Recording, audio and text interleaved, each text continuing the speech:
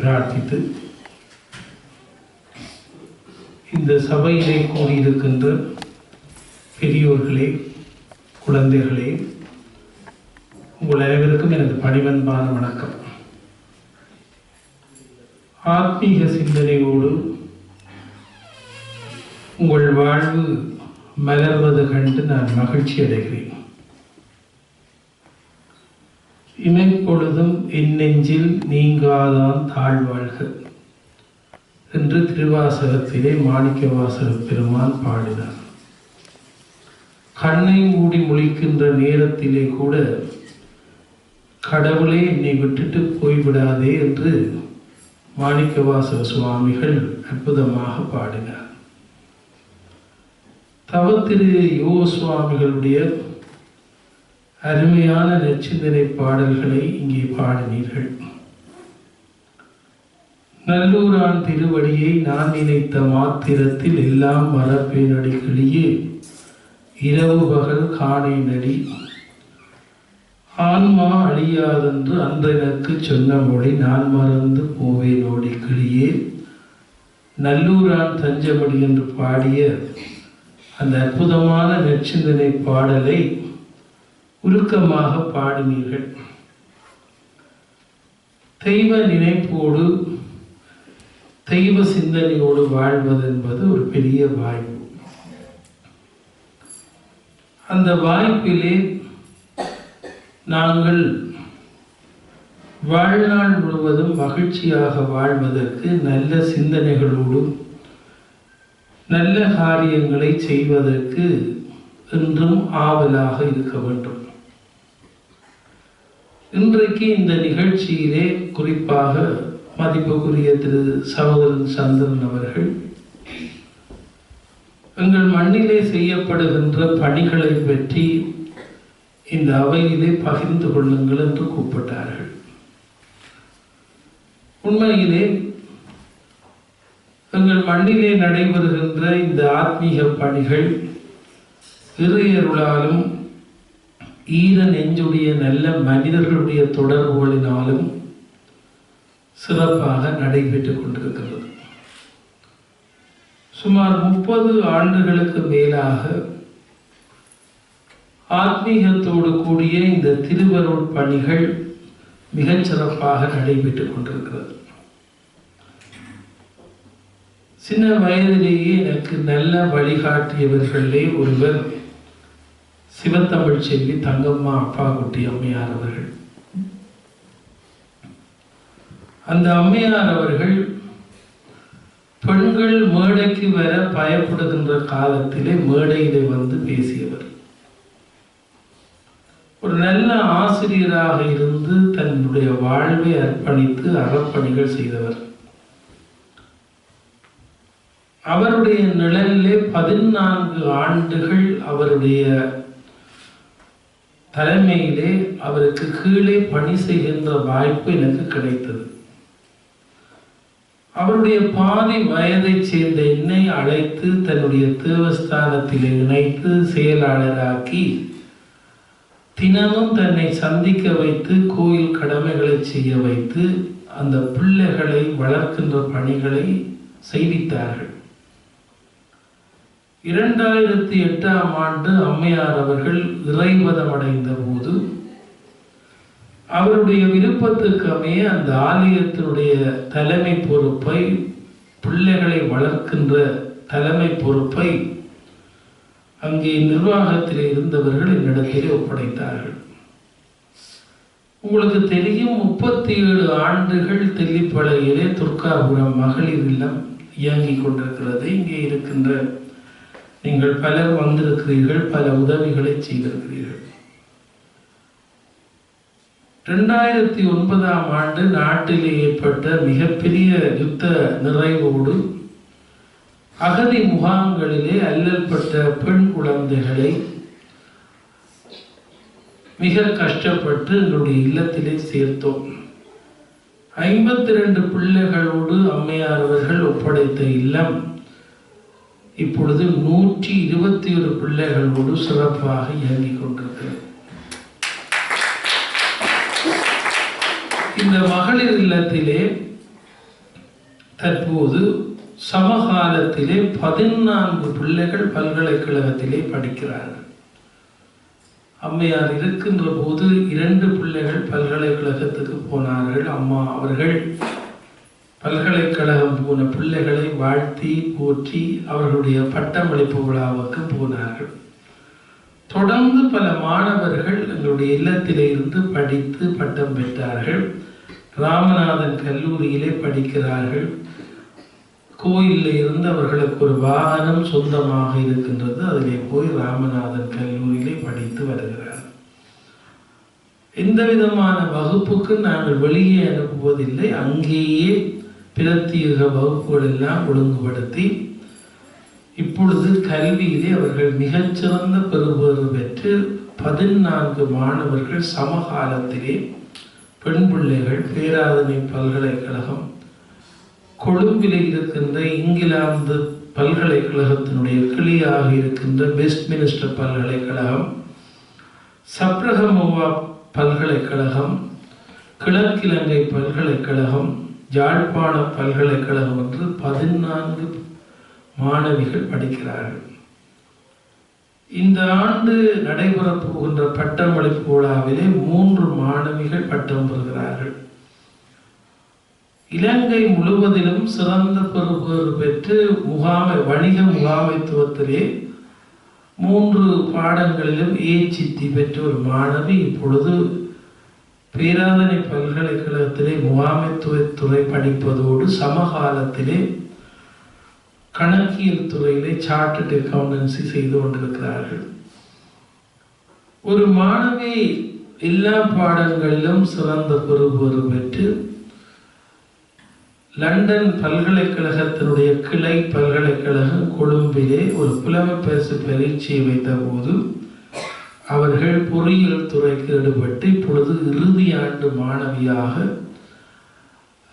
இலத்திரவியல் துறை சார்ந்த பொறியியல் துறையிலே அவர்கள் இறுதி ஆண்டு மாணவியாக இருக்கின்றார். இந்த பிள்ளைகள் சிறு பராயத்திலே தாயை அல்லது தந்தையை இழந்து அல்லது இருவரையும் இழந்த பிள்ளைகள் இருக்கிறார்கள். இப்பொழுது அவர்கள் எல்லாம்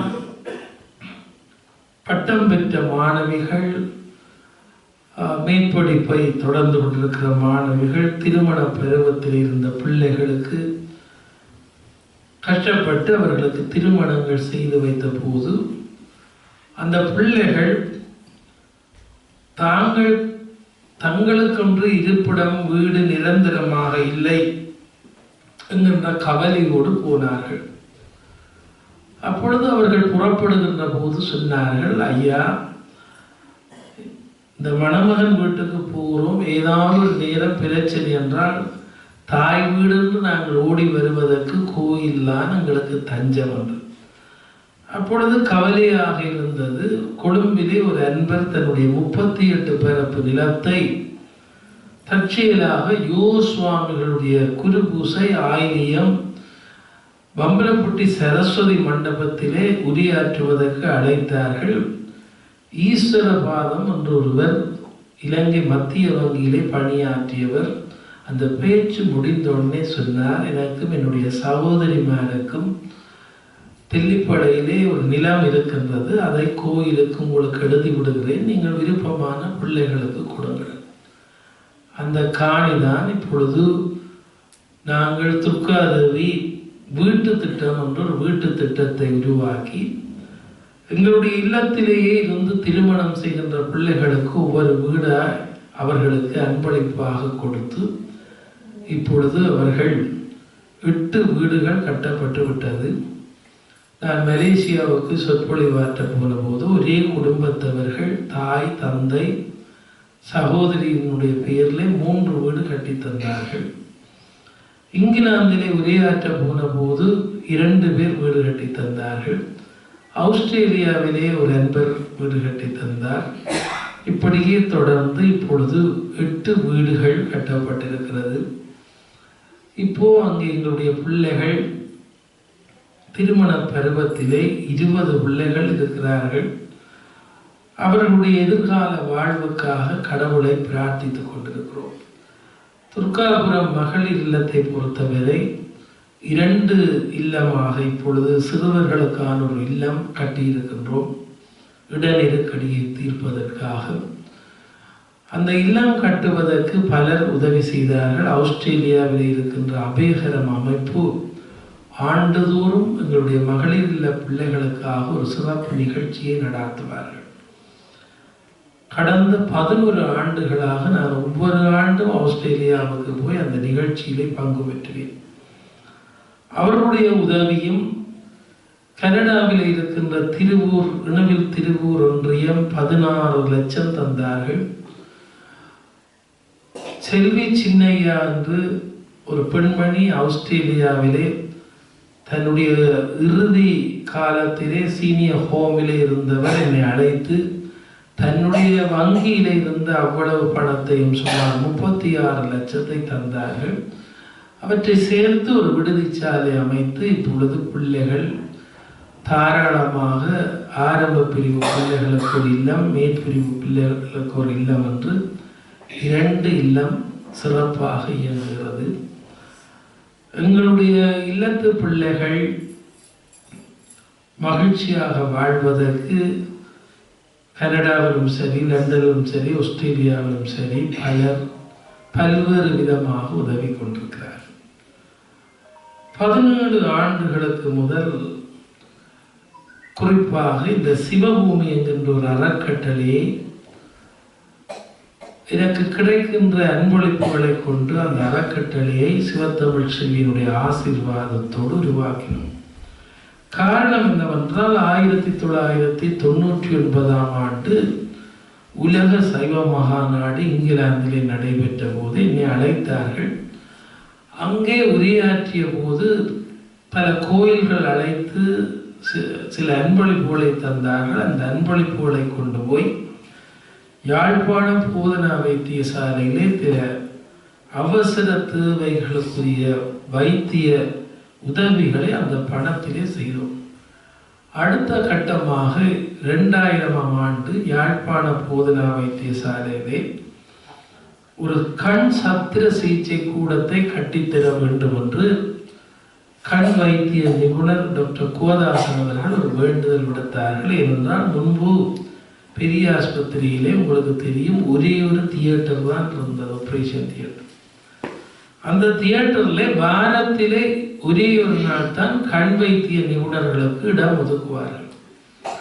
இப்போ ஆயிரக்கணக்கான மூத்தோர்கள் கண் சத்திர சிகிச்சைக்காக காத்திருப்பார்கள். தனியான ஒரு சத்திர சிகிச்சை கூடம் இருந்தால் இது பெரிய உதவியாக இருக்கும் என்று வைத்திய நிபுணர் சொன்னார்.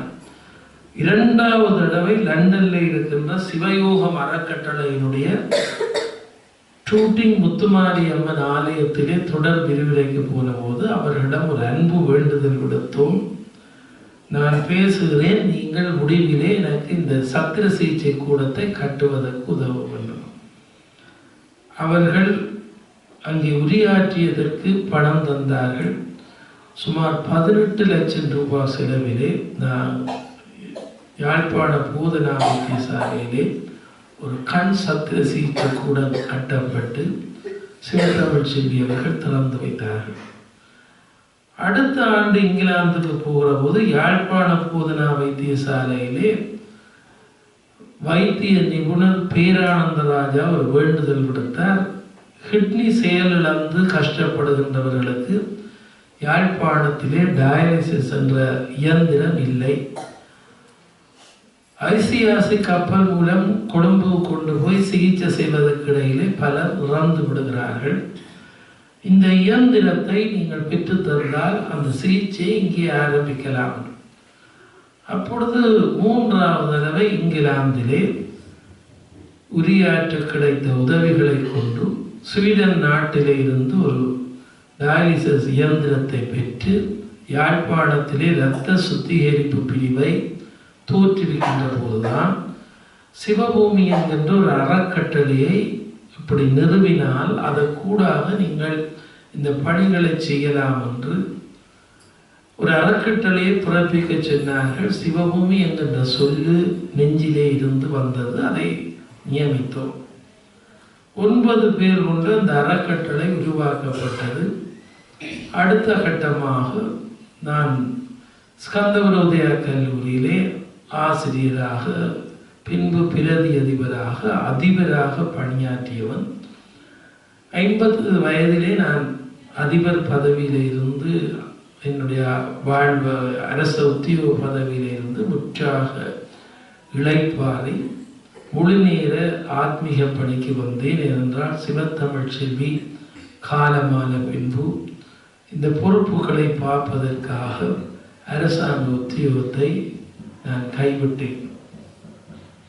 பாடசாலையிலே ஒரு நாள் வசதி கட்டணம் கட்ட முடியாத ஒரு மாணவி அழுது கொண்டு நின்றாள். அவளை கூப்பிட்டு கேட்டபோது அவள் சொன்னாள், தன்னுடைய தாய்க்கு 40 வயதுக்குள்ளே கணவன் தந்தை இறந்து விட்டார், மிக கஷ்டம். நாங்கள் அம்மா கூலி வேலை செய்கிறார், இரவல் வீட்டிலே இருக்கிறோம், வீட்டாலே எழும்ப சொல்லிவிட்டார்கள். நான் மூத்த பிள்ளை, எனக்கு கீழே 20 இருக்கிறார்கள். இதுக்கு மத்தியிலே பரீட்சை காசோ வசதி கட்டணமோ கட்ட முடியவில்லை. அந்த பிள்ளைக்கு அன்றைக்கு பரீட்சை எழுதுகின்ற அனுமதியை கொடுத்து விட்டு அவருடைய தாய் வர சொன்னேன். அந்த தாய் வீடு இல்லாத துன்பத்தை சொல்லி அழுதார். கணவனை இழந்து போரிலே கைம்பெண்களாக இருக்கின்ற பெண்களுடைய அவலத்தை, அந்த பெண்ணினுடைய அழுகை, ஒரு பெண்ணினுடைய அழுகையை விளக்கியது. அடுத்த பயணம் ஆஸ்திரேலியாவுக்கு போய், லண்டனுக்கு போய், யாழ்ப்பாணத்திலே கந்தரோடையிலே அந்நீர் வீட்டு திட்டம் என்று ஒரு வீட்டு திட்டத்தை உருவாக்கி 5 வீடுகளை கட்டி கணவனை இழந்த கைம்பெண்கள் 40 வயதுக்குட்பட்டவர்களுக்கு ஒரு நேர்முக பரீட்சை வைத்து 5 வீட்டை கையளித்தோம். அப்பொழுது 100க்கும் மேற்பட்ட விண்ணப்பங்கள் வந்தபோது 5 பெண்களையே இந்த நேர்முக பரீட்சையை நடாத்தி நீங்களே தேர்ந்தெடுத்து தாருங்கள்.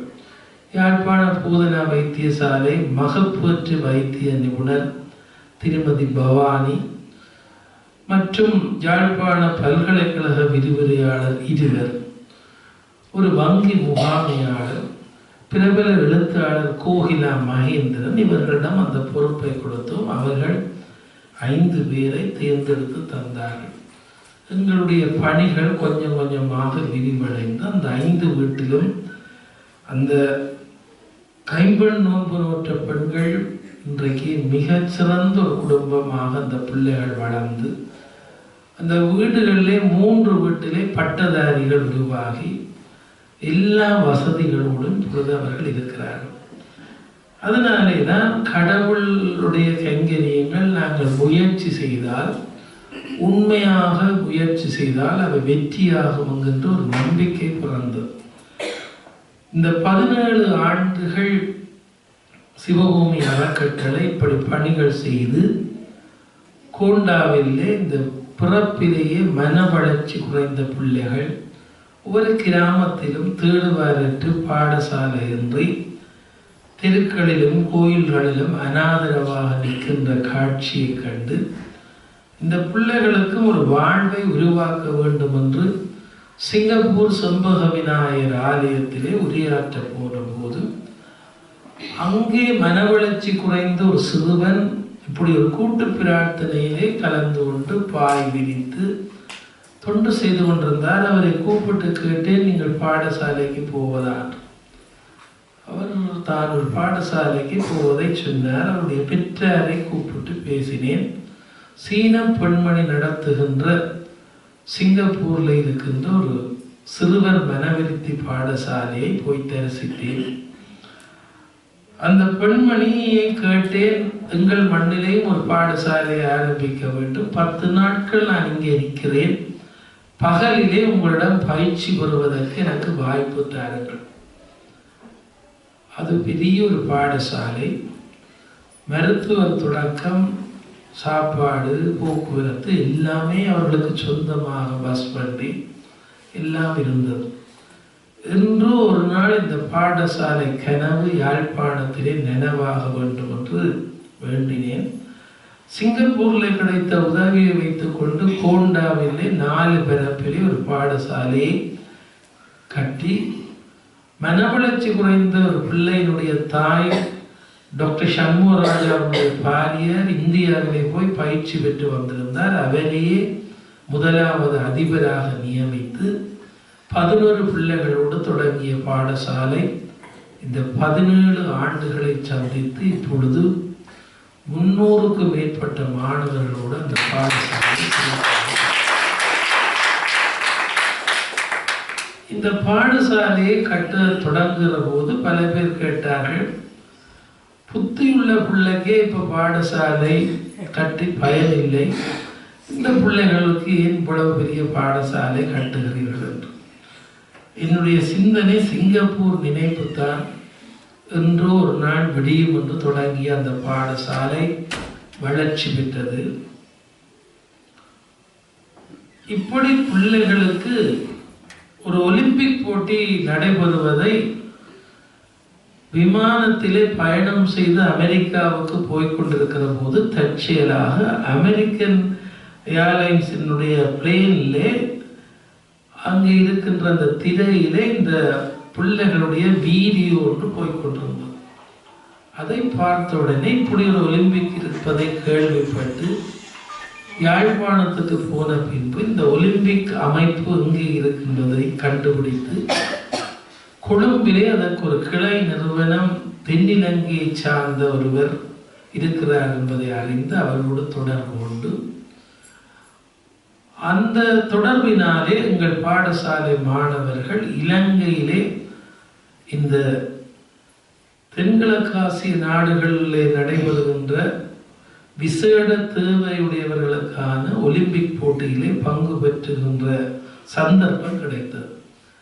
அந்த சந்தர்ப்பம் இலங்கை முழுவதிலுமே எங்களுடைய பாடசாலை மாணவன் ஒருவன் வெற்றி பெற்று கிரீஸ் நாட்டிலே ஏதென்ஸ் நகரில் இருக்கின்ற ஒலிம்பிக்கு தெரிவானான். அந்த சிறுவன் வாய் பேச மாட்டான். திருநெல்வேலியிலே பார்ப்பண்ணை ஒழுங்கையிலே ஒரு குடிசையிலே பிறந்த பையன். அந்த பாதையாலே போகின்ற போது தற்செயலாக வாகனம் பழுதாகி நின்ற போது தள்ள வந்தவர்களே அந்த சிறுவனும் ஒருவன். அவனை இந்த பாடசாலைக்கு வர சொல்லி அங்கே வந்து படித்தான். அவன்தான் இந்த ஒலிம்பிக்கு ஈடுபட்டான். அந்த கிரீஸ் நாட்டிலே ஒலிம்பிக்கு போகின்ற போது ஒரு சிங்கள முகாமையாளர் தான் அழைத்து சென்றார். பிறப்பிலேயே யாழ்ப்பாணத்தை விட அடுத்த ஊருக்கு போகாத அந்த சிறுவன் விமானத்தில் ஏறி அந்த முகாமையாளரோடு போய் வெள்ளி பதக்கம் பெற்றுக்கொண்டு திரும்பி வருகின்ற போது கட்டுநாயக்கா விமான நிலையத்திலே செங்கம்பள வரவேற்பு அந்த சிறுவனுக்கு இலங்கை அரசாங்கம் செய்தது. நாங்கள் நல்லூர் கந்த சுவாமி கோயிலே இருந்து திறந்த ஜீப் வண்டியிலே ஊர்வலமாக இந்திய தூதுவர் தொடக்கம் வந்து எங்கள் பாடசாலை அடுத்த நாள் சகல பத்திரிகையிலும் முன்பக்கத்திலே செய்தி வந்தது.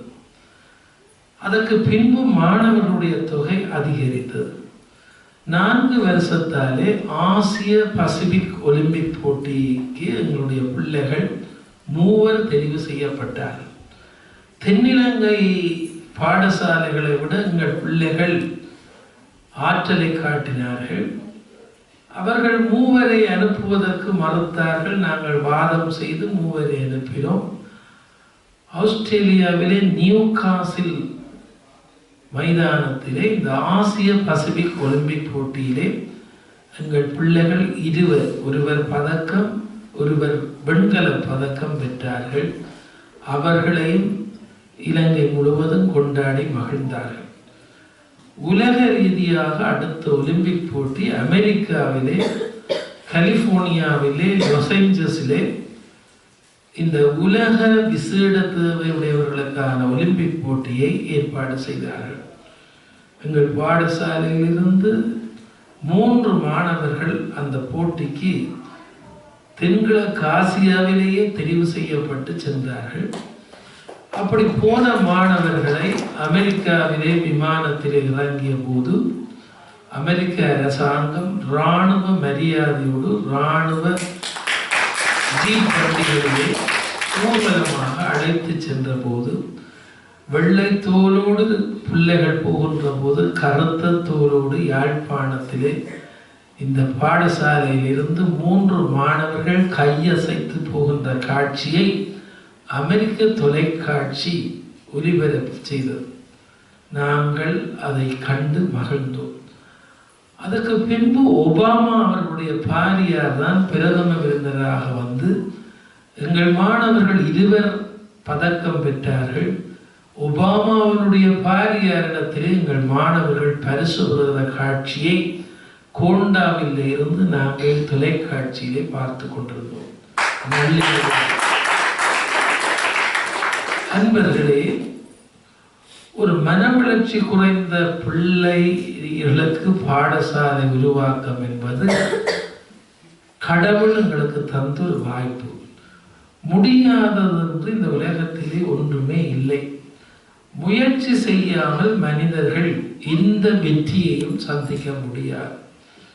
நாங்கள் ஒரு சிறு பாடசாலையாக தொடங்கிய பாடசாலை இன்றைக்கு 3 மாடி கட்டிடத்தோடு 2 மாடி கட்டிடம், விளையாட்டு மைதானம், தொழிற்பயிற்சி பாடசாலை, 3 சொந்தமான பஸ் வண்டிகள், அதைவிட வேறு வாகனங்கள், 24 ஆசிரியர்கள், இப்படி அந்த பாடசாலை பரிணாம வளர்ச்சி பெற்று கிளிநொச்சி மாவட்டத்து பிள்ளைகளுக்காக கிளிநொச்சியிலும் இப்பொழுது ஒரு பாடசாலையை 2 மாடியிலே கட்டியிருக்கிறோம். கனகபுரத்திலே அந்த பாடசாலை கனகபுரத்திலே நிலம் வாங்குவதற்கு இங்கே இருக்கின்ற திரு சந்திரன், சகோதரன் சந்திரன் அவர்கள், உங்களுடைய அமைப்புகளை சேர்ந்தவர்கள் எல்லாரும் செய்த உதவியிலே ஒரு காணியை கொள்வனவு செய்தோம். கிளிநொச்சியிலே ஒரு பாடசாலை கட்ட வேண்டும் என்ற போது எங்களுடைய கையிலே பணம் இல்லை. கிளிநொச்சியை சேர்ந்த அன்பர்கள் சொன்னார்கள், ஒரு கொட்டிலை போட்டு தொடங்குங்கள் என்று. மனவளர்ச்சி குறைந்த பிள்ளைகளுக்கு கொட்டில் போட்டு பாடசாலை வைப்பதை விட மற்றவர்களைப் போல சம அந்தஸ்து கிடைக்க வேண்டும் என்பது எங்களுடைய விருப்பம். யாழ்ப்பாணத்திலே அனரதீவிலே பிறந்த ஒரு அன்பர் துபாய் நாட்டிலே ஒரு பெரிய தொழிலதிபராக இருக்கிறார். அவர் ஒரு கணக்காளர், பரமலிங்கம் என்று பெயர். அந்த பெரியவர் ஆண்டுதோறும் யாழ்ப்பாணத்துக்கு வருகின்ற போது அவர் கருணாலயம் என்று ஒரு இல்லம் வைத்திருக்கிறார். நீர்வேலியிலே கரந்தனிலே ஒரு சிறுவர் இல்லம் வைத்திருக்கிறார். பண்டாரவளையிலே மலையகத்து மக்களுக்கு உதவி நிலையங்கள் நடத்துகிறார். எங்களை பற்றி அறிந்து என் மீது மிகுந்த அன்பு வைத்து என்னை தேடி வந்து ஆண்டுதோறும் ஒரு தொகை பணம் தந்துவிட்டு போவார். கிளிநொச்சியிலே நாங்கள் பாடசாலை கட்ட முற்பட்ட வேளையிலே அந்த வாரம் அவர் வந்திருந்தார்.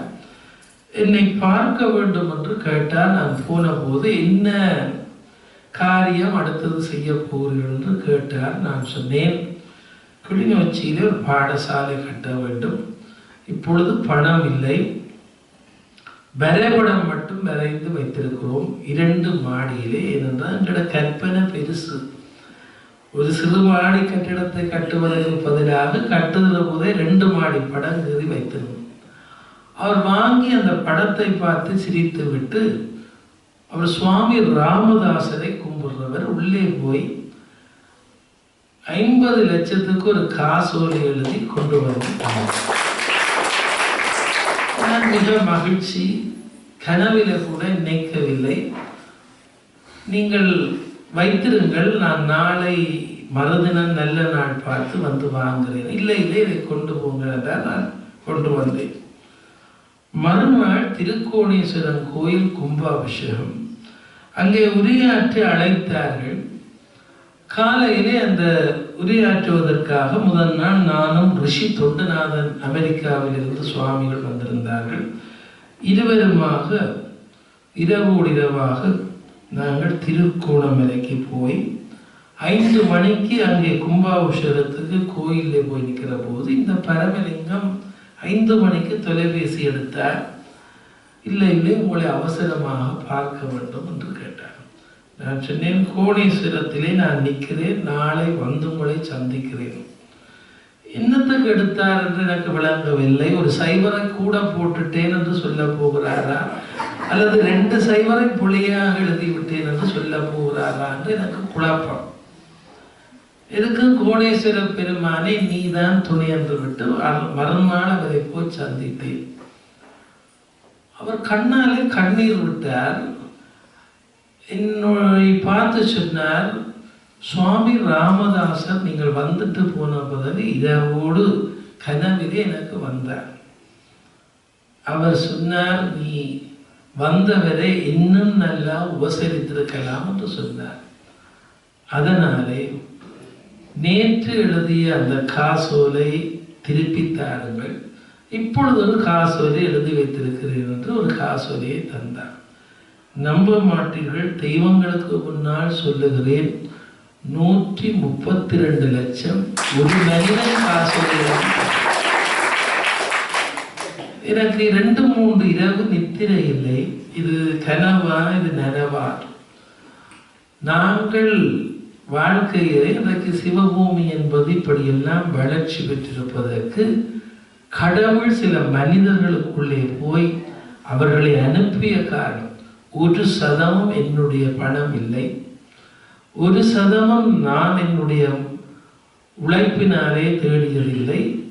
ஆனால் 24 மணித்தியாலமும் இதே சிந்தனையில் இருக்கின்ற போது கடவுள் மனிதர்களை, நல்ல மனிதர்களை அனுப்பினார்.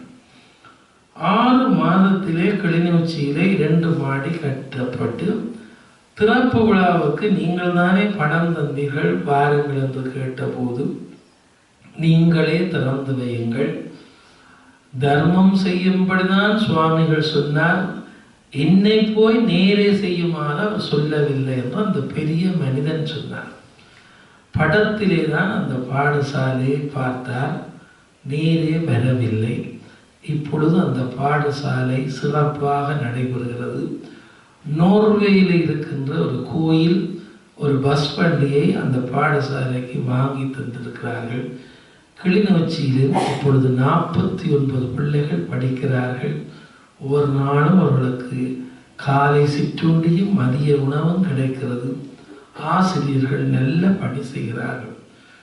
சிவபூமி சிறுவர் மனவிருத்தி பாடசாலைக்கு உங்களை போன்ற அன்பர்கள் சாப்பாட்டுக்கு பணம் அனுப்புவார்கள். பிள்ளைகளுடைய பிறந்த தினத்துக்கு அங்கே அன்பளிப்பு செய்வார்கள். அதனாலே பிள்ளைகளுக்கு தினமும் சாப்பாடு கொடுக்கிறோம்.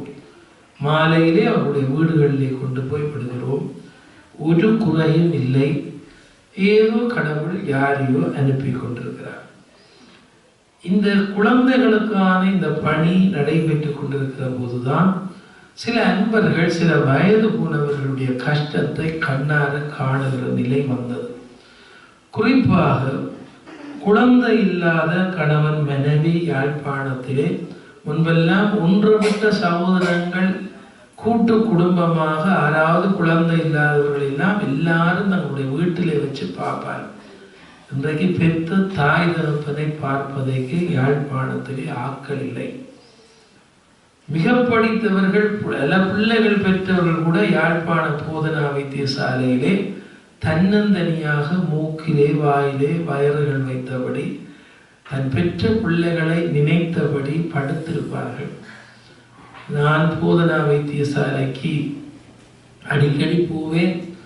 அவர்கள் சொல்லுவார்கள், நாங்கள் பிள்ளைகளை பெற்றோம், நாங்கள் தான் பிள்ளைகளை ஓடு ஓடு என்று வெளிநாட்டுக்கு அனுப்பினோம், இப்போ தன்னந்தனியாக படுத்திருக்கிறோம், இனி இரவல் கொள்ளிதான் எங்களுக்கு என்று சொல்லிவிட்டிருப்பார்கள்.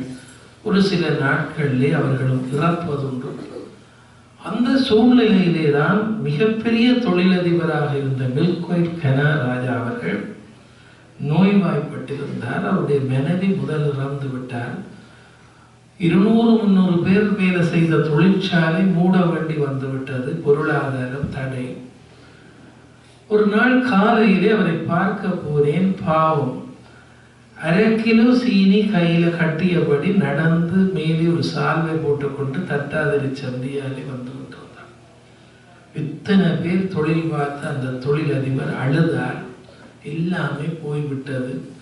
ஒவ்வொரு வாகனமாக இப்பொழுது வித்து வித்து வேலையாட்களுடைய ஊதிய பிரச்சனையை தீர்த்து கொண்டிருக்கிறேன். இனி ஒரே ஒரு வாகனம் இருக்கிறது.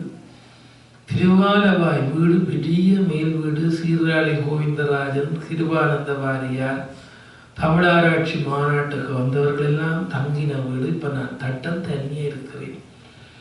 அதனாலே சின்ன வயதில் இருந்து என்னோடு பழகியவர், என்னுடைய பேச்சு துறையை ஊக்குவித்தவர்களே ஒருவர், அவர் அழுது சொன்னார், திருமுருகன், என்ன பாடுபட்டு ஒரு முதியோர் எல்லாம் ஆயத்தப்படுத்தும், என்னை போன்றவர்கள் வந்து இன்னொரு முதியவர்களோடு கதைத்து பொழுதுபோக்குவதற்கு பேருதவியாக இருக்கும்.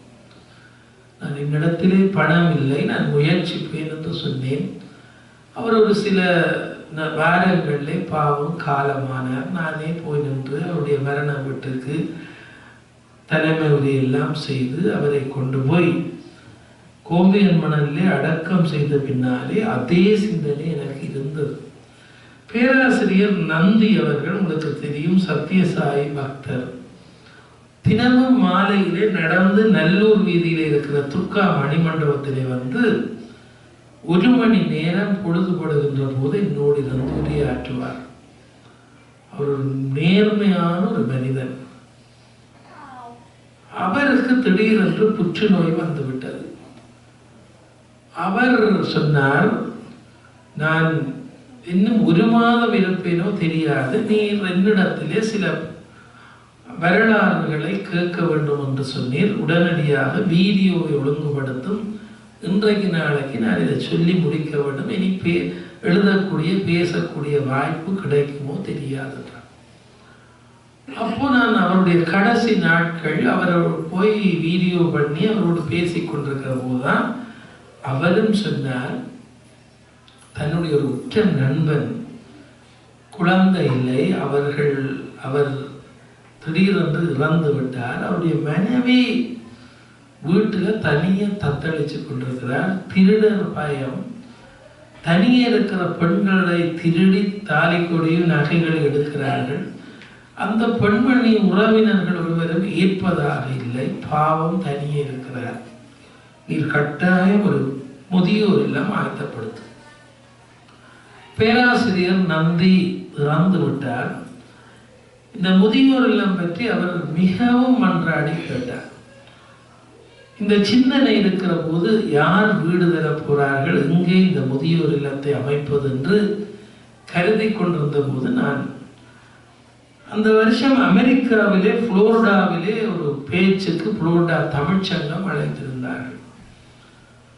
அங்கே போன போது நான் ஸ்கந்தவரோதயா கல்லூரியை சேர்ந்தது என்ற காரணத்தினாலே அந்த கல்லூரி பழைய மாணவன் ஒருவர் தன்னுடைய வீட்டிலே ஒரு சொற்பொழிவுக்கு ஏற்பாடு செய்தார். அவர் ஒரு பெரிய தொழிலதிபர்.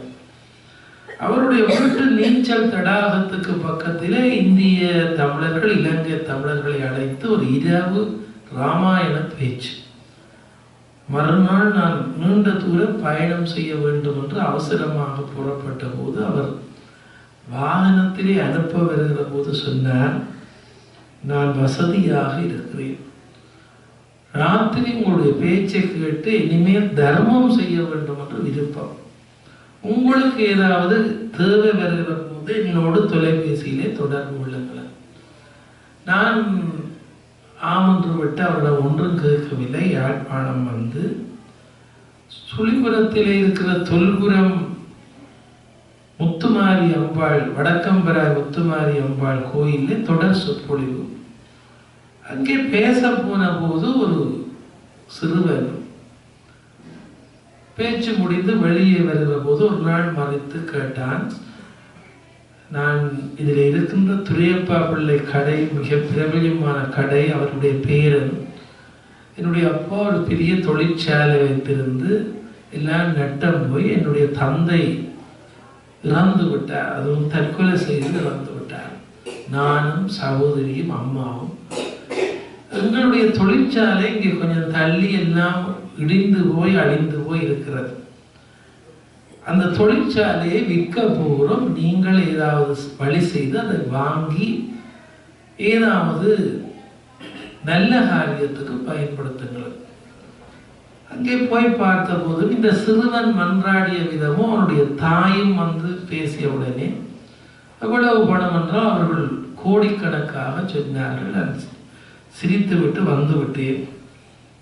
தைப்பொங்கல் தினம், அந்த தைப்பொங்கல் அன்று இந்த அமெரிக்காவை சேர்ந்த அன்பர் தொலைபேசி எடுத்தார், வாழ்த்து சொல்லுவதற்கு எடுத்தார்.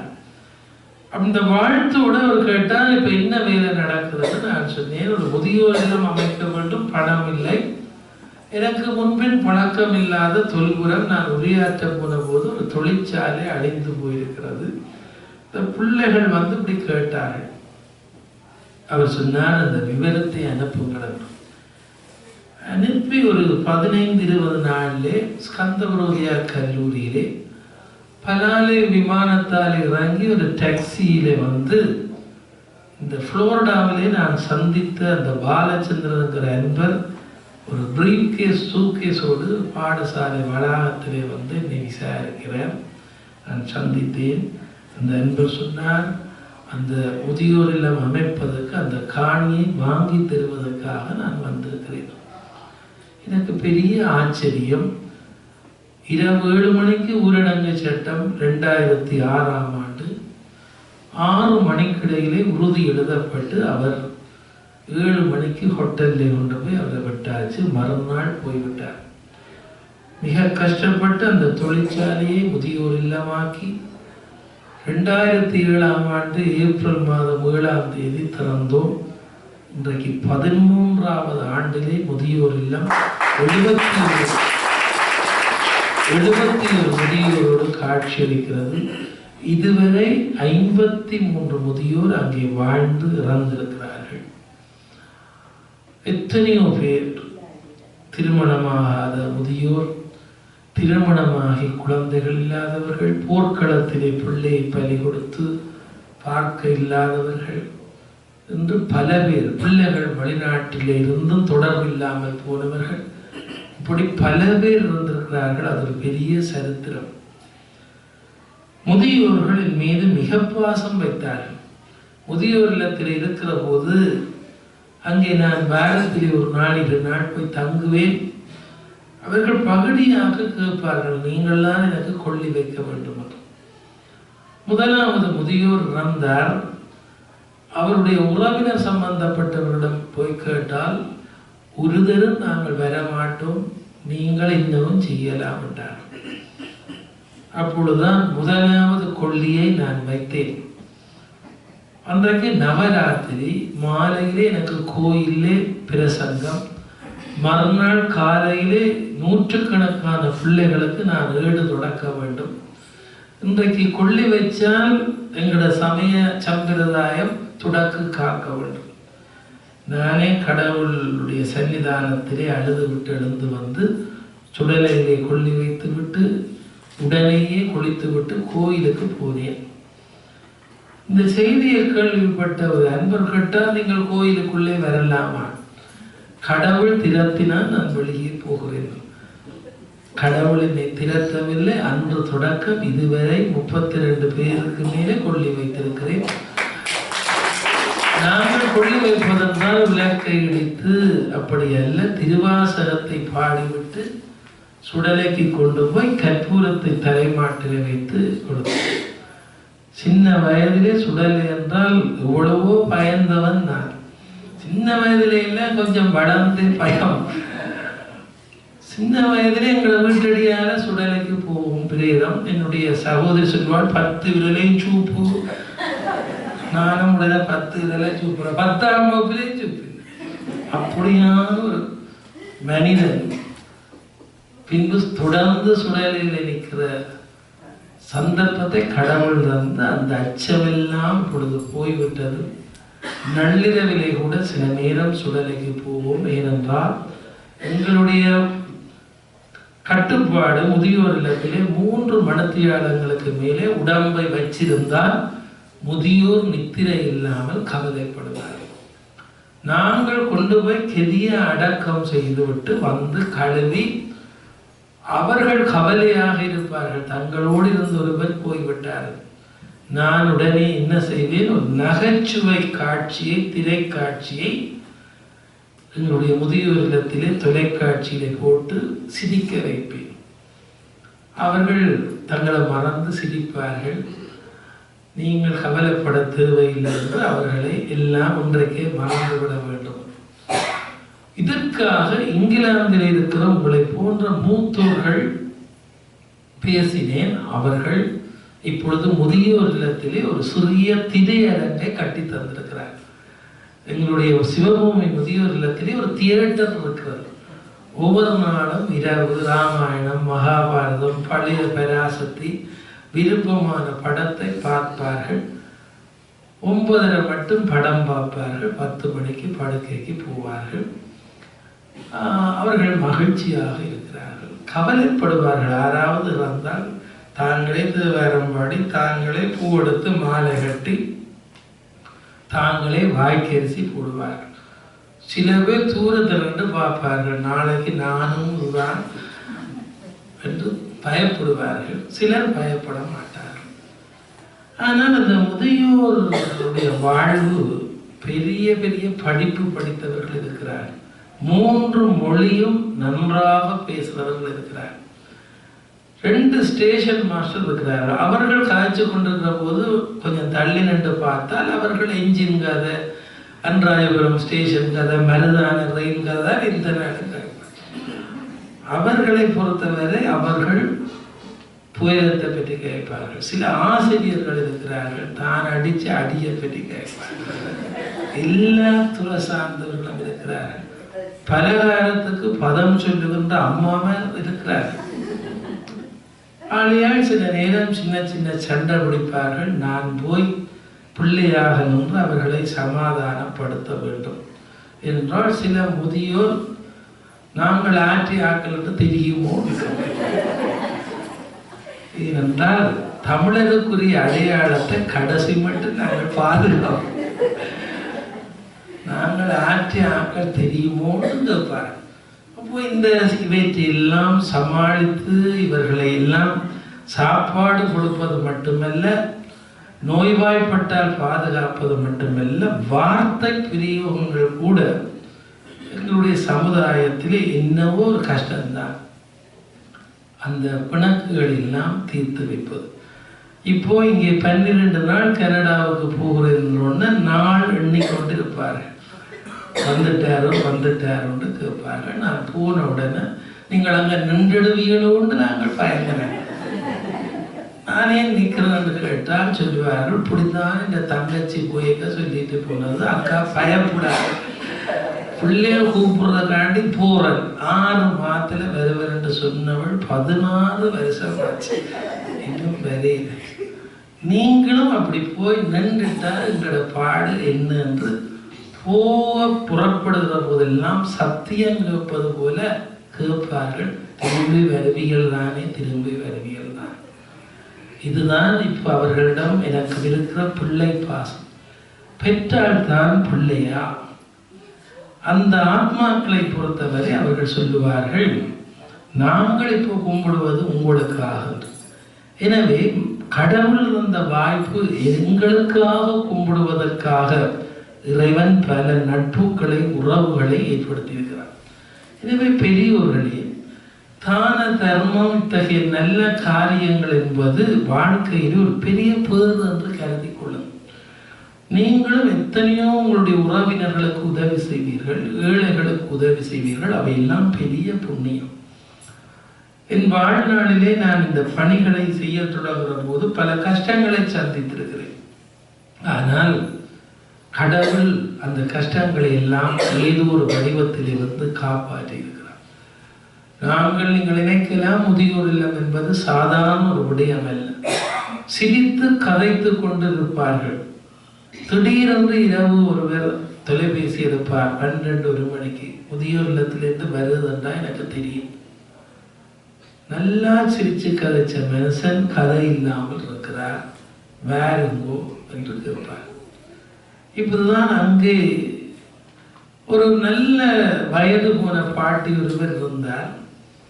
அவர் எனக்கு சொன்னார், அவர் கனவு காணுவார், எல்லாம் சொல்லுவார். ஒரு நாள் நான் மேல் வீட்டில் படுத்திருக்கிறேன்.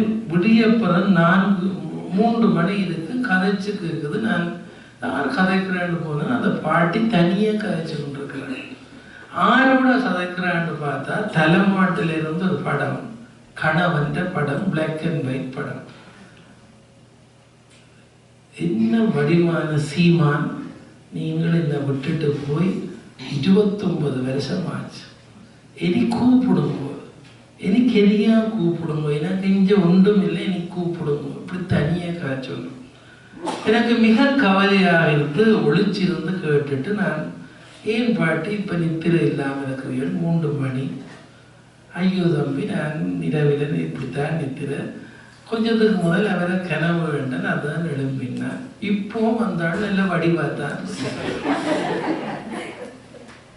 அற்ற மனுத்தியாலும் அவற்றை வடிவை பற்றி சொல்லி கொடுத்தார். சீமான் விளக்கிட்டா என்ன வடிவு ரெண்டுட்டா. எனக்கு அது கவலை இல்லை.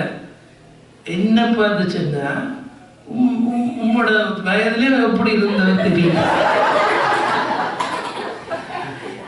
அதான் ஆக கவலை. நான் சொன்னேன், சரி இப்ப என்னன்னு கேட்டு அந்த பாட்டி சொன்னா, அவர் வந்தபடியா நான் கெதியா போகிறேன். உங்களுக்கு ஒன்றும் இல்லை, நீங்கள் பேசாம சந்தோஷமா இருங்கள். 3ஆம் நாள் நான் அங்கே போனேன். யோசிச்சு கொண்டு படுத்திருந்தார். நான் கேட்டேன், என்ன பாட்டின்னு. இல்லை இல்லை, அவர் கூப்பிடுறார். ராத்திரி எங்களோட கோசாலையில் 2 மாடுகள் எல்லாம் கத்தினது. விடிய போய் நான் பார்த்த நிலமெல்லாம் கீறி இருக்கு. தங்கத்தான் சொல்றவாவும் இரவில் 12 மணிக்கு மாடு கத்துவென்றால் சினப்படுத்தாட்டி கத்தும், இல்லை என்றால் மாடு கத்துவது யமன் வருவது தான் கத்துது. இது வந்திருக்கிறான், நான் போகிறேன். நான் சொன்னேன், நீங்கள் நல்லா இருக்கிறீர்கள், நீங்கள் போக மாட்டீர்கள், பேசாமல் இருங்கள். மறுநாள் நீங்கள் ஆச்சரியப்படுவீர்கள், அவருக்கு ஒரு நோயும் இல்லை, நித்திரையிலேயே போய்விட்டார். 25-30 வருஷத்துக்கு முதல் வந்த கணவன்ல அந்த பாட்டி வச்சிருந்த பற்ற நான் நினைச்சு ஆச்சரியப்பட்டேன். அதை விட ஆச்சரியம், அந்த பாட்டி திதி தினத்துக்கு தனக்கு கொடுக்குற சோறை கொண்டு போய் ஒரு படத்துக்கு படைச்சிட்டு தான் சாப்பிட்றேன்னு பக்கத்து கட்டில் இருக்கிற பாட்டி சொன்ன. இப்படியெல்லாம் அன்பும் பண்பும் நிறைந்த மனிதர்கள் முதுமையிலே கஷ்டப்படுகின்ற அந்த சூழலுக்கு எங்களுடைய முதியோர் இல்லம் பெருந்துணை செய்கிறது. நீங்கள் வந்தால், கனடாவிலிருந்து வந்தால் அங்கே வந்து அவர்களோடு அளவலாவி மகிழ்ச்சியாக பேசி அவர்களை சிரிக்க வைத்து விட்டு வாருங்கள். அவர்கள் உங்களை விட மாட்டார்கள். ஒவ்வொருவரும் எழுப்பி வந்து பேசுவார்கள். நீங்கள் எந்த ஊரென்று கேட்பார்கள். அந்த ஊரை சேர்ந்த தங்களோடு தெரிஞ்சார்கள் எல்லாரையும் கேட்பார்கள். அவர்கள் எல்லாம் எங்களுக்கு இருக்கிறது, ஆனால் எங்களுடைய உறவினர்கள் எங்களுக்கு தெரிஞ்சவர்கள் இங்கே வாரார்கள் இல்லையே என்பதுதான் அவருடைய ஆதரவு. எனவே இந்த முதியோர் இல்லம் இப்பொழுது 13வது ஆண்டிலே 73 பேர், ஒரு கட்டிடம் இடம் பத்தாமல் 2வது கட்டிடம் கனடாவில் இருந்து வந்த ஸ்ரீதர் பத்மநாதன் என்று திருநெல்வேலி முடமாவடியைச் சேர்ந்த போலீஸ் இன்ஸ்பெக்டர் பத்மநாதனுடைய மகன் இங்கே கனடாவிலே தொழிலதிபர். அவர் அங்கே ஒரு உறவினரை தேடி வந்தார். அந்த முதியோருடைய கஷ்டத்தை பார்த்து தன்னுடைய தந்தையினுடைய பெயராலே 10 அறைகளை கட்டி தந்தார். அந்த 10 அறை நிரம்பியது. காரநகரைச் சேர்ந்த ஒரு வைத்திய நிபுணர் ஜமுனா மார்க்கண்ட் என்று வேம்படி மகளிர் கல்லூரி பழைய மாணவி லண்டனிலே எஃப்ஆர்சிஎஸ் செய்து கொண்டிருக்கின்ற போது செப்டிசீமியா நோய் வந்து அவர் இறக்கின்ற தருவாயிலே சொன்னாராம், தன்னுடைய இன்சூரன்ஸ் பணத்தை சிவபூமிக்கு கொடுங்கள். அவருடைய தந்தையார் சகோதரிமார் ஜமுனா மார்க்கண்டனுடைய பெயரில் 10 அறை கொண்ட ஒரு கட்டிடத்தை கட்டி தந்தார். அந்த 10 அறையிலே ஒரு வாரத்திலேயே 20 பேர் ஓடி வந்தார்கள் இடங்கள். அதற்கு பின்பு யோ சுவாமிகளுடைய பெயராலே 3 குடும்பம் 6 அறை கட்டி தந்தார். அதனைத் தொடர்ந்து ஆஸ்திரேலியாவிலே வாழுகின்ற ஒரு பெண்மணி 3 அறை கட்டி தந்தார். இப்பொழுது மகப்பேற்று வைத்திய நிபுணர் டாக்டர் கருணாகரன் சுழிபுர தெல்லிப்படையைச் சேர்ந்த அவருடைய பாரியார் மூளாயைச் சேர்ந்தவர்கள். டாக்டர் கருணாகரன் சென்ற வருடம் இங்கிலாந்தில் இறந்தார். அவருடைய பாரியார் இப்பொழுது ஒரு கட்டிடம் கட்டி தந்திருக்கிறார். அந்த கட்டிடம் இன்னும் திறக்கப்படவில்லை. அந்த கட்டிடம் 6 அறை. அந்த 6 அறைக்கு இப்பொழுது 44 விண்ணப்ப படிவம் வந்துவிட்டது. எப்படி 6 அறையில் 12 பேர் எடுக்கிறது என்று இனி நான் போய்த்தான் பார்க்க வேண்டும். எனவே முதியோர் இல்லம் நிரம்பி வழிகிறது. இங்கே திரு சந்திரன் அவர்கள் வந்திருக்கிறார்கள், அருட்சோதி வந்திருக்கிறார், பல பேர் இருக்கிறவர்கள் வந்திருக்கிறீர்கள். நாங்கள் வேண்டும் என்று முதியோர் இல்லம் கட்டவில்லை, வேண்டிய தேவை இருந்த காரணத்தினாலே உருவாக்கி இருக்கிறோம். இப்பொழுது சில பேர் கனடா ஆஸ்திரேலியாவிலே பிள்ளைகளோடு சண்டை பிடித்து கொண்டு நான் சிவபூமிக்கு போகிறேன் என்று ஒருவர் கனடாவில் இருந்து அங்கே வந்து சேர்ந்து என்னை சேர்க்காவிட்டால் நான் இதிலேயே இருப்பேன். ஐயோ, கனடாவில் உங்களோட பிள்ளைகள் இருக்கு, ஏன் இங்கே வந்த நீங்கள் என்று. அப்படி இல்லை என்று அடம்பிடித்து அங்கே இருந்து அங்கே இறந்து பிறகு நாங்கள் கொண்டு போய் ஒயிட் ஹவுஸில் உடம்பை கொடுத்து கனடாவில் இருந்து 4 நாளா பிள்ளைகள் வந்து பிறகு அவர்கள் கொண்டு போய் அடக்கம் செய்தார். இப்போ உள்ளூரில் இருக்கிறவர்களை பாதுகாப்பதற்கு அப்பாலே கனடாவில் இருந்து ஆஸ்திரேலியாவில் இருந்து தொலைபேசி எடுத்து எங்களோடு நான் வரப்போகிறேன் என்று கேட்டுக்கொண்டிருக்கிறார். எங்களுக்கு இந்த மேலை நாடுகளில் இருக்கிறவர்களை கீழே நாட்டுக்கு கொண்டு வர வேண்டும் என்று விருப்பமில்லை. ஆனால் சிலர் பிள்ளைகளுக்கு சொல்லாமல் கூட ஒரு முதியோர் அங்கே வந்து சேர்ந்து விட்டார். அவர்களுக்கே தெரியாமல் வந்து நாங்கள் பிறகு அவர்களுக்கு தெரியப்படுத்தி பிறகு கோபத்திலே மகன் சொன்னார், வந்தவர் தானே இங்கேயே நிற்கட்டும் என்று அவர் கையை விட்டார். இப்படியும் நடக்கிறது என்பதை உங்களுக்கு சொல்லி வைக்கிறேன். அதனாலே எங்களுடைய முதியோர் இல்லத்திலே நாங்கள் அடிக்கடி சொல்லுவது, பிள்ளைகள் இருப்பவர்களை நாங்கள் எடுப்பதில்லை. ஆனால் சில பிள்ளைகளோடு தர்க்கப்பட்டு கொண்டு வந்து போக மாட்டேன் தம்பி, உனக்கு அப்பா அம்மா என்று நினைத்துக் கொள் என்று அடம் பிடிப்பவர்களை என்ன செய்வது, அவர்களையும் வச்சிருக்கிறோம் என்று கூறி எங்களுடைய இந்த பணிகள் தொடர்ந்து கொண்டிருக்கிறது. இப்பொழுது திருக்கோணமலையிலும் சிவபூமி பாடசாலை ஒன்று கட்டப்பட்டு இன்னும் திறக்கப்படவில்லை. அருள் சுப்பிரமணியம் திருகோணமலை கோணேஸ்வரர் ஆலய அறங்காவலர் கோயிலுக்குரிய நிலம் ஒன்றை தந்தார்கள், அதில் கட்டி முடிந்திருக்கிறது. அதே போல எங்களுடைய பணிகள் தொடர்ந்து கொண்டிருக்கிறது. 3 இடத்திலே தென்னந்தோட்டம் செய்கிறோம். எதிர்காலத்திலே வெளிநாட்டு உதவிகள் நின்றாலும் யாசகம் இல்லாமல் அந்த இல்லங்கள் எல்லாம் நடக்க வேண்டும் என்று பழைய இயக்கச்சி சில அன்பர்கள் தந்த காணிகள், அந்த அன்பளிப்பாக தந்த காணிகளிலே தோட்டம் செய்கிறோம். இதுக்கு மேலாக இப்பொழுது உங்களுக்கு தெரியும், நாவற்குழியிலே ஒரு திருவாசக அரண்மனை கட்டப்பட்டிருக்கிறது. சிவபூமி திருவாசக அரண்மனை. இதய சிகிச்சை நிபுணர் ஆஸ்திரேலியாவில் இருக்கிற மனமோகன் அன்பளிப்பாக தந்த காணியிலே 656 திருவாசக பாடலும் கருங்கல்லிலே செதுக்கி நாவக்குழி ஏனையின் வீதியிலே உலகத்திலேயே திருவாசகத்துக்கு ஒரு உன்னதமான ஒரு நிலையம் உருவாக்கப்பட்டிருக்கிறது. அங்கே பல பேர் வந்து தரிசிக்கிறார்கள். 108 சிவலிங்கம் இருக்கிறது. ஆனக்கோட்டை கூடாவடியிலே வைத்திய கலாநிதி அம்பலவாணர் பொன்னம்பலத்தினுடைய வீடு இராணுவ முகாம் இருந்தது. அந்த வீட்டை 10 ஆண்டுகளுக்கு முதல் அந்த குடும்பம் எங்களுக்கு எழுதி தந்தார்கள். இப்பொழுது இராணுவத்திடத்தில் இருந்த அந்த வீட்டை மீட்டு இலவச வைத்திய நிலையம், அபியம் இலவச வைத்திய நிலையம் என்ற ஒரு நிலையத்தை இங்கிலாந்தில் இருக்கின்ற தமிழ் வைத்தியர்களுடைய உதவியிலே இயக்கி கொண்டிருக்கிறோம்.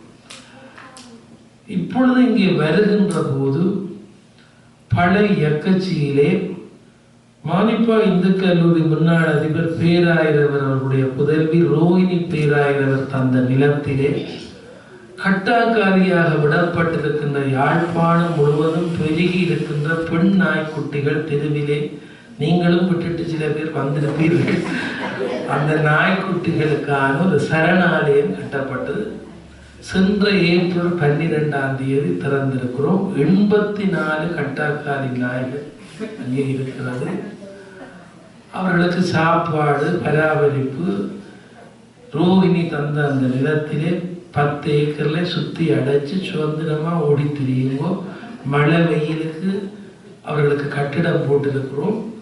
அவர்கள் சந்தோஷமாக இருக்கிறார்கள். அவர்களை முதல் திண்ணவெளி சந்தையிலே, நல்லூரிலே, யாழ்ப்பாணம் பல்கலைக்கழகத்திலே பிடிச்சு கொண்டு வந்தார்கள்.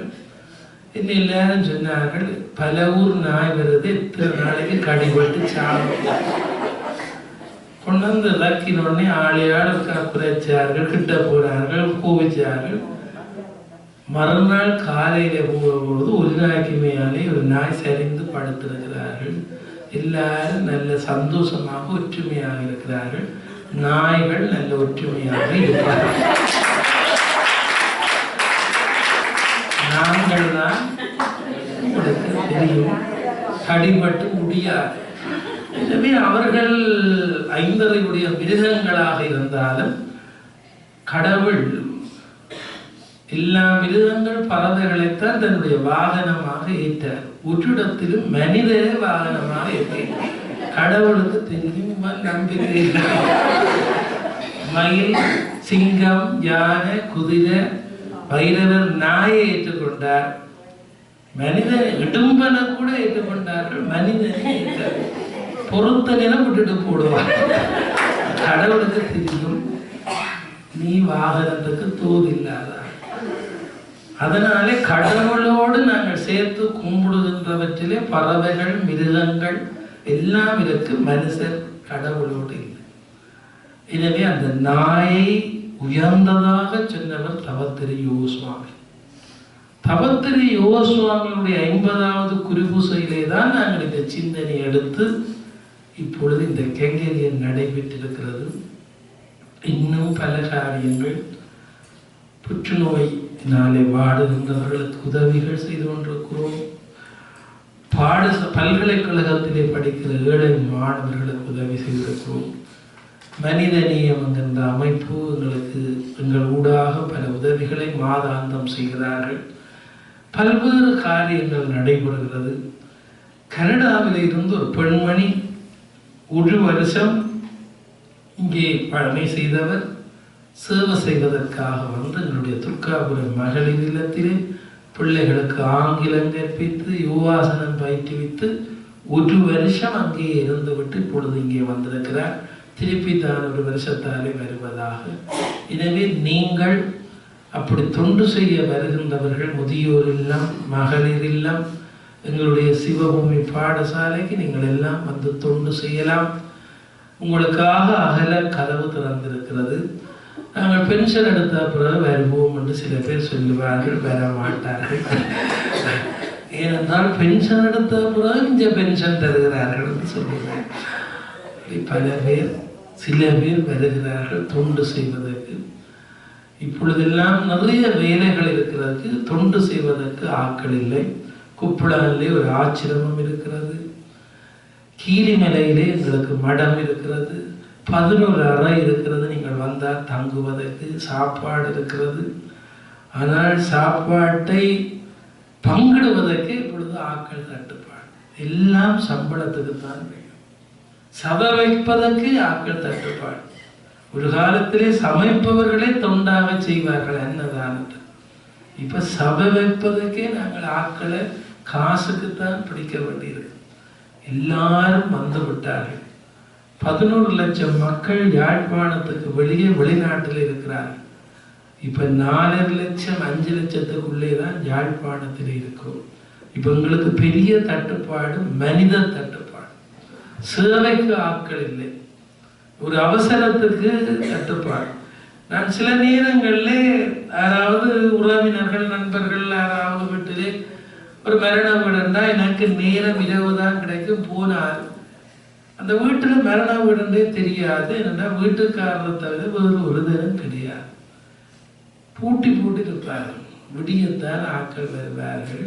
இப்ப எல்லாம் சொந்தக்காரர் எல்லாம் வெளிநாட்டுக்கு போட்டார்கள். முன்பென்றால் யாழ்ப்பாணத்திலே ஒரு மரண வீடுண்டா அக்கம் பக்கம் அயல் எல்லாம் வந்து அவரவர் தடி கொண்டு வந்து பந்தல் போட்டு அவரவர் அங்க 24 மணி நேரம் நித்திரை விழிச்சு சாப்பாடு பல வீட்டால வரும்.